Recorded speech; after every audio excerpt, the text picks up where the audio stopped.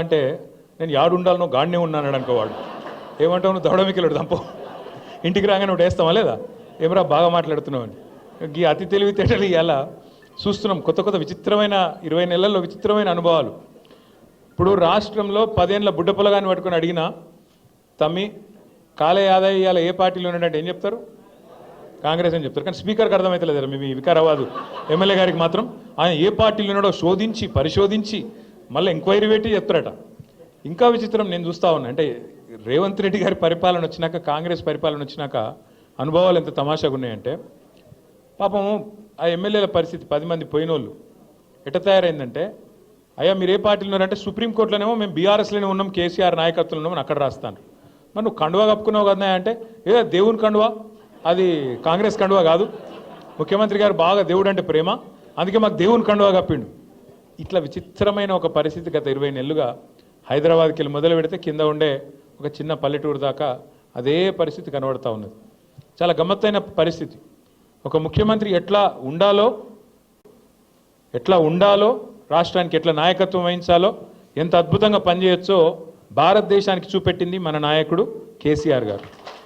కానీ ఒక ముఖ్యమంత్రి ఎట్లా ఉండొద్దో, ఎట్లాంటి మాటలు మాట్లాడొద్దో, ఎటువంటి పనులు చేయొద్దో చూపెడుతున్నది రేవంత్ రెడ్డి గారు. నాకు తెలియక అడుగుతా, ఇప్పుడు ఇక్కడ ఇంతమంది వచ్చారు మీరు పరిగికెళ్ళి లోపల చాలామందికి చాలా కష్టాలు ఉంటాయి. ఇప్పుడు కొద్దిగా సురేందర్ బయటపడ్డాడు, మల్లేష్ బయటపడ్డాడు, కొంత కష్టం గిట్లున్నది గట్లున్నది అని చెప్పారు. కానీ కడుపులో ఏమున్నా ఆఖరికి జేబులో పైసలు లేకపోయినా బాగా అప్పులున్నా ఒక్కొక్కరి మీ నెత్తి మీద 50 లక్షల కోటి రూపాయలు అప్పున్నా లోపల బనీన్ చినిగిపోయినా బనీన్ పొక్కలు పడ్డా బయటికి మాత్రం కడకంగి కద్దరంగి వేసుకొని హై షాన్ మే ఫరక్ నియానా అని చెప్పి బయట తిరుగుతాం. అంతేనా? అట్లే ఉంటామా లేదా? ఎందుకంటే అట్లుంటేనే మళ్ళీ ఎవడన్నా పైసలు ఇచ్చి ఇస్తాడు, లేకపోతే ఎవడిస్తాడు అప్పు మళ్ళీ ఎవడు ఇయ్యాడు కదా. కానీ రేవంత్ రెడ్డి కథ ఎట్లుంది? నేను ఢిల్లీకి పోతే నాకు అపాయింట్మెంట్ ఇస్తలేరు, నేను దెబ్బన చెప్పులు ఎత్తుకపోతేనేమో అపాయింట్మెంట్ ఇస్తలేరు. ఎవడన్నా చెప్తాడు ఎట్లా ముఖ్యమంత్రి? ఈ విచిత్రం. ఇప్పుడు దబ్బన ఒక్క మాట అనుకో, నేను మహేష్ రెడ్డి అన్న దగ్గర అప్పు తీసుకున్నా, ఎంతో 1 లక్ష రూపాయలు అప్పు తీసుకున్నా అనుకో. తీసుకొని మహేష్ అన్న నాకు బాగా కష్టం ఉందే జరా ఒక నెల రోజులు ఇస్తా అని చెప్పిన. మరి నేను నెల రోజులు నాకు వెళ్ళలేదు, నేను ఇయ్యలే. 2 నెలలు అయింది ఇయ్యలే, 6 నెలలు అయింది ఇయ్యలే. మహేష్ అని నువ్వుకుంటాడా? ఏమాయబాయి నువ్వు చెప్తివి మస్తుగా చెప్తివి ఇస్తలేవు ఏం సంగతి అడుగుతాడా? అడగడా? నెల రోజుల్లో నేనే చెప్తి. మరి 6 నెలలు అయిపోయాయి అడిగింది అనుకో.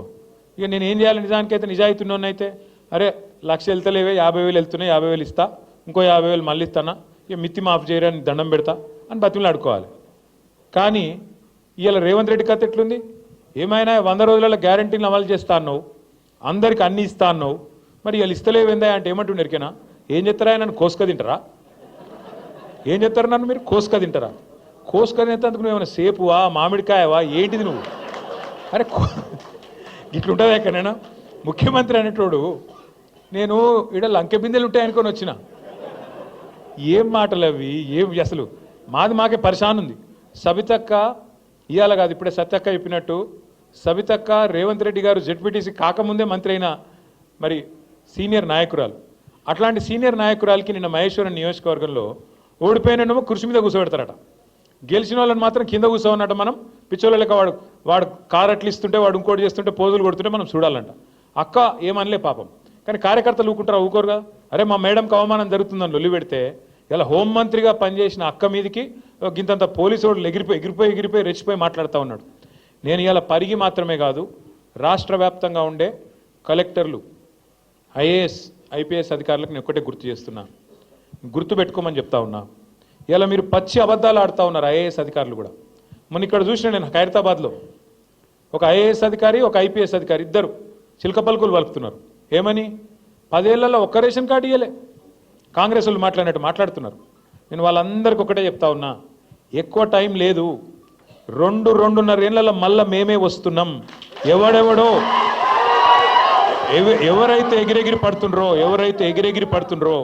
ఎవరైతే అతి చేస్తుండ్రో, ఎవరైతే రేవంత్ రెడ్డి కంటే ఎక్స్ట్రాలు చేస్తున్నారో వాళ్ళందరికీ నేను ఒకటే మాట చెప్తున్నా.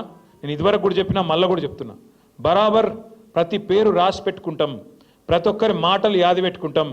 ఇదివరకు లెక్క మాత్రం ఈసారి ఉండదు, అన్ని లెక్కలు హిసాబ్ కితాబ్ సెటిల్ చేసే బాధ్యత నాది.